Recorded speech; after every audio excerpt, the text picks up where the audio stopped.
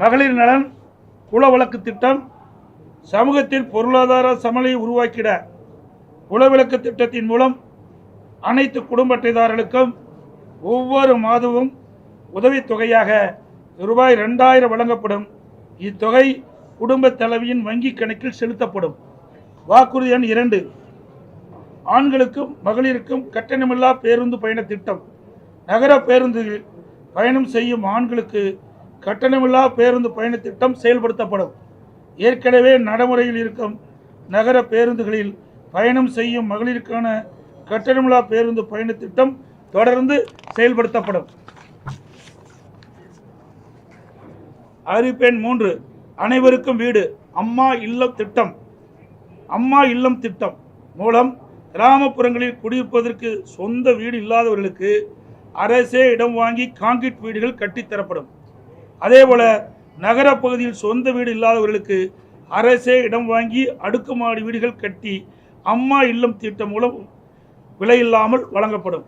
அதை போலவே ஒரே குடும்பத்தில் வசிக்கும் பட்டியலின மக்கள் அவருடைய மகன்கள் திருமணமாகி தனி குடித்தனம் செல்கின்ற போது அரசே இடம் வாங்கி அவர்களுக்கு கான்கிரீட் வீடுகள் கட்டித்தரப்படும். அறிவிப்பு எண் 4, 100 நாட்கள் வேலை வாய்ப்பு திட்டம் 150 நாட்களாக உயர்த்தப்படும். 100 நாட்கள் வேலை வாய்ப்பு திட்டம் 125 நாட்களாக உயர்த்தப்படும் என்று மத்திய அரசு அறிவித்துள்ளது.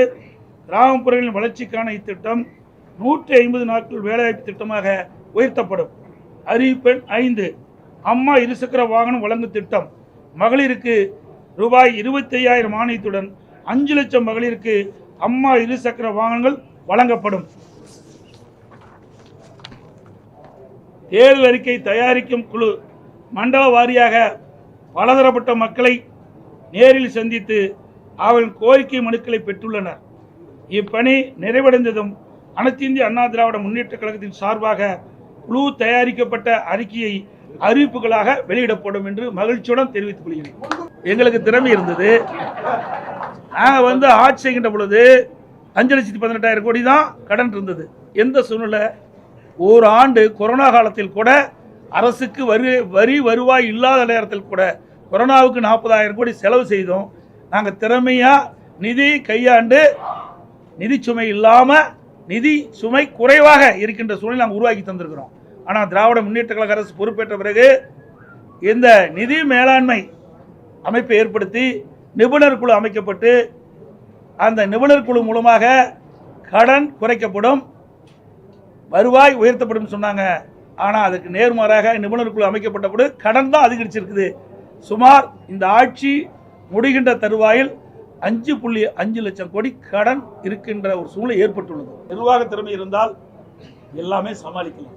நிர்வாக திறமையற்ற சிரிக்கின்ற பொழுதுதான் கடன் சுமை அதிகரித்துக் கொண்டே இருக்கின்றது. அதெல்லாம் என்ன, அதாவது 2ஆம் கட்ட தேர்தலுக்கு முழுமையாக வெளியிடுகின்ற பொழுது இன்னும் பல அறிவிப்புகள் வெளியிடப்படும். எங்களுடைய தேர்தல் அறிக்கை தயாரிக்க குழு ஒவ்வொரு மண்டலமாக போயிட்டு இருக்கிறாங்க, மக்கள்கிட்ட மனு வாங்கிட்டு இருக்கிறாங்க. இப்போ இன்னும் கோயம்புத்தூர் மண்டலத்துக்கு போகல. அங்கே போய் பலதரப்பட்ட மக்களையும் சந்தித்து அவருடைய கருத்துக்களை விண்ணப்பம் மூலமாக பெற்று அதையெல்லாம் சேகரித்து அந்த அறிக்கையாக தயாரிக்கப்பட்டு அது ஆய்வு செய்யப்பட்டு அதை அடிப்படையில் மக்கள் என்னென்ன நினைக்கின்றார்களோ அதை எங்களுடைய தேர்தல் அறிக்கையில் இடம்பெறும்.